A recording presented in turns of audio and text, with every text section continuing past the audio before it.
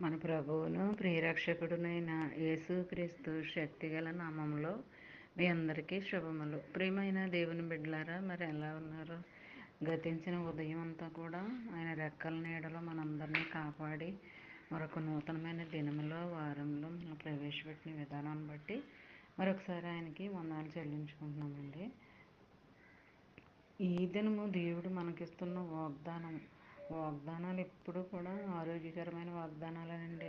అవి మనం చదివినప్పుడు మనం ఎంత బాధలో బలహీనతలతో సమస్యలతో ఉన్నా అవి చదవంగానే మనకి ఎంతో మైండ్కి శరీరానికి రిలీఫ్ని ఇస్తుంది, శక్తిని ఇస్తుంది.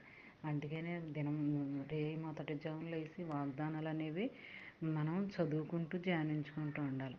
చిన్న వాగ్దానం మైండ్లో పెట్టేసుకుని అలా నీ ఖాళీ సమయంలో మరి నువ్వు అలా ధ్యానించుకుంటూ ఉంటే ఆ దినమంతా నీకు చాలా మేలుకరంగా ఉంటుందన్నమాట. అది నువ్వు చేసే ఏ ప్రయత్నమైనా సరే, అది ఉద్యోగమైనా, వ్యాపారమైనా, ప్రయాణమైనా, ఏదైనా సరే అందులో నీకు దేవుడు మరి మనశ్శాంతిని ఇస్తాడండి, సమాధానాన్ని ఇస్తాడు.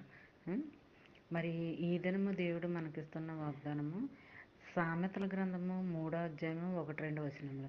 నా కుమారుడా, నా ఉపదేశమును మరువకము, నా ఆజ్ఞలను హృదయపూర్వకంగా గైకొనుము. అవి దీర్ఘాయువును సుఖజీవంతో గడుచు సంవత్సరములను శాంతిని నీకు కలుగుజేయును.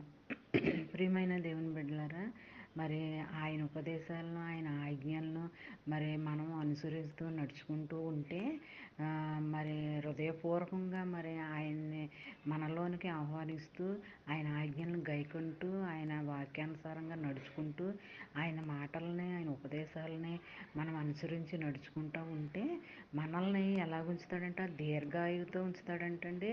మరి సుఖంగాను, మరి ఎటువంటి బాధలు బలహీనతలు రాకుండా మరి ఆ సంవత్సరం అంతా శాంతితోనూ సమాధానంతోనూ మనల్ని నడిపిస్తాడంటండి.